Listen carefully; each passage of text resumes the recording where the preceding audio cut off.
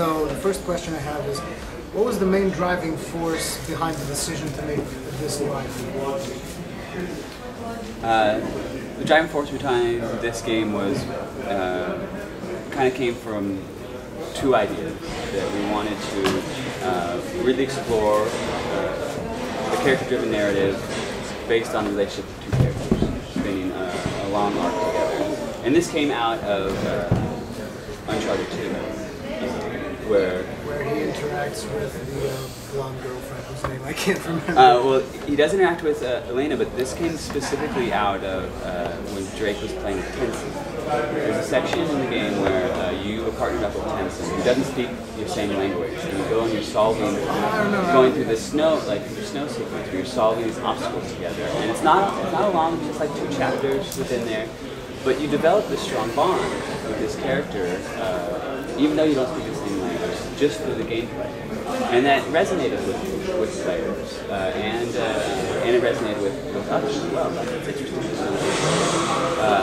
And so that brought us to want to create 2 characters that had different perspectives, and get them together and see what it would be like to the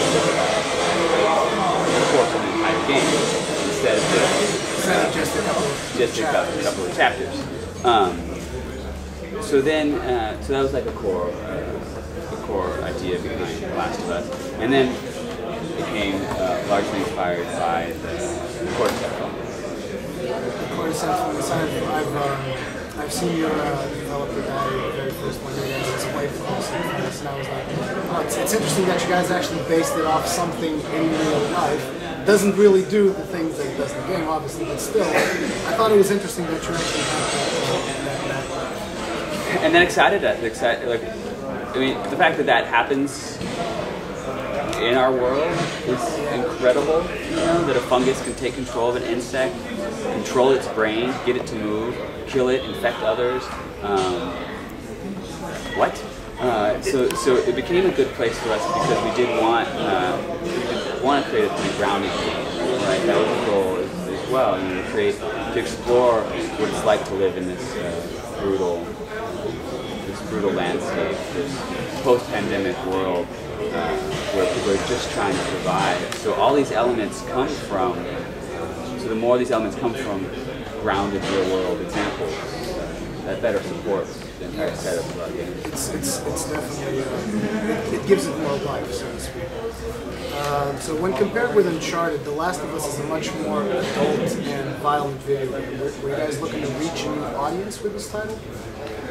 We're always want to bring in more people to play our games, to share in the story, to share in the themes we're wanting to explore. When we set out to make this game and look at the story that we wanted to tell, we started to realize that it was going to be, we were going to have to go to some dark places to get these characters to go through the changes that we wanted to see. Because the landscape is brutal, because the world is brutal, because you can run into somebody that is probably going to have to make a choice of, I need to kill you to survive. And how do you react to that situation, and where does morality play into situations like that? Are you a killer or a survivor? Right? And what's the difference between those two sides? In this particular world, it blurs the line.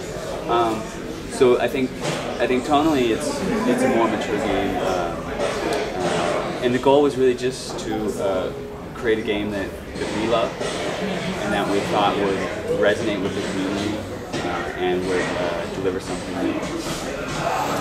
So from what we've seen in the press demo, The Last of Us is a game that combines several genres like action-adventure, survival horror, shooter. What would you say defines The Last of Us? Like, what would its main genre be? Its main genre is kind of a new one called survival action. Yeah, I saw that one during the presentation, but I was wondering, like, survival action, what exactly, like, can you actually stealth through a lot of the game? Is that something that you guys intend? You'll be able to stealth through through a lot of the setups. You can skip encounters. If you can stay quiet and work around these, you're going to miss out on some of the supplies, both from the enemies or from the world and that environment. You won't be able to get through many of the things. We're still interested in delivering a very clear narrative from A to B. So there are situations when you will be forced to engage enemies in some ways, but you'll always be given options within those combat setups to fight how you want to fight. So then survival is all about this tone, right? As opposed to survival horror. Like we're not attempting to be horrific or have these sudden like pop surprise moments. It's all about the tone, like the overall patina of the world that gives it that survival sense, that scarcity of resource, that scarcity of life. And then the pendulum can swing and give you these that it can then suddenly feel like action. And you need to respond in a different way. You still have very tight controls, that you can still leap over something, hide behind something, move quickly around through an area, suddenly jump up, shoot two people, run, go over somewhere else. You still have that agency of an action game. It's not typical. So you're gonna have the option of either go full stealth as much as you want, or just go guns blazing. In most scenarios, you're going to give that option to players. Yes, I will be careful just running out gun blazing in an area with where everything's so lethal. But for the players that are good and want to take that challenge and are quick with the draw and have enough ammo, they might be able to pull some stuff off. Are you concerned that a lot of the players will kind of like abuse the stealth mechanic in a way that maybe is not something that you intentionally skip certain encounters in the game that maybe you didn't want them to skip? You concerned with that at all? No, that doesn't really come up as a concern. We love that our fans are creative and our players are creative. We want to give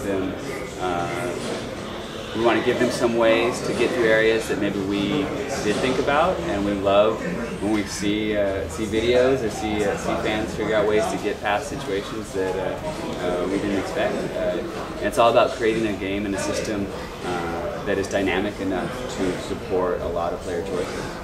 So earlier you said that you really intend to do the whole A to B narrative kind of thing, and that kind of leads me to one of the questions that I had, which is, are you going to allow people to like take different routes throughout the game, or is everyone kind of going to go on a certain path? What I mean by this is, like, will me going left instead of going right, would I have different encounters, like a different experience than other players, or will eventually kind of everyone experience more or less the same story? Well, the choices in the branches, I think I understand your question, are generally within a combat space, or within the choices of how to get through a situation, because we're still leading you or taking you on this like A to B story. So you won't. When we see people talk about how they got through these situations, we hear people things like, well, you know, the guys went this way, and because I had searched that storage room over there and used a shiv to unlock this, I had a Molotov, so I was able to throw a brick and take these two guys out. And someone else would be like, I didn't have that. Like, I didn't have those things. What did you do? Like, okay, well, I had to go this other way to get around these two guys because they came through this window. And you're just like, oh, and so you get these different experiences happening within this space and within this game. So the way that you survive through these things becomes unique, and then a lot of the core events will end up being the same. So something that we've noticed is how come there wasn't a co-op mode? Because we felt that this title really had a great potential for a co-op experience. That gets back to us still being interested in focusing on delivering a very crafted story, a very crafted narrative. and interested in the relationship that gets created through the gameplay. While there are a lot of co-op games that we think are very fun when you get to play alongside, if we were to put somebody in control of Ellie, that would change. Yeah, so it would change because Ellie is not like your typical fighter. She would be like a utility character, something like that. So it would totally change the relationship, and we continue to be focused on the relationship and delivering that story.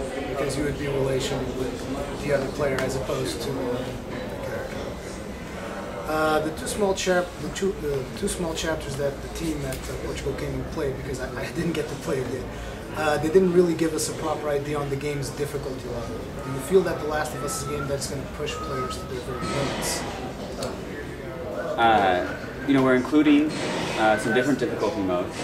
Because we know there's a range of gamers that really want to get pushed and really want to try and be challenged by it, and there's others that want to experience the story and make it a little bit easier to progress through some of the tough encounters.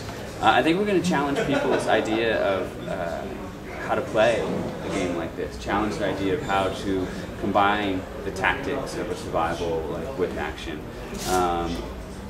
We look forward to people jumping in there and taking on this world and figuring it out.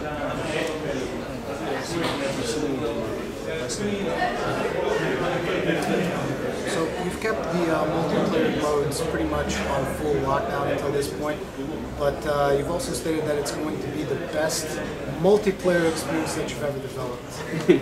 Why is that? I think you're referring to a tweet of one of our colleagues.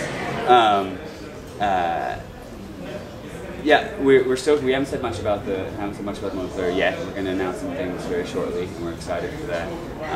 We've definitely said that we'll have it. I've gotten to play it. It is very fun. If you just imagine like these elements of being able to craft things on the fly, to have to scavenge, to have to look around, to have this highly lethal world. During multiplayer. If you just start to imagine all those single-player elements in a multiplayer situation, you can start to imagine. So we're not talking typical deathmatch like Uncharted style, nothing like that.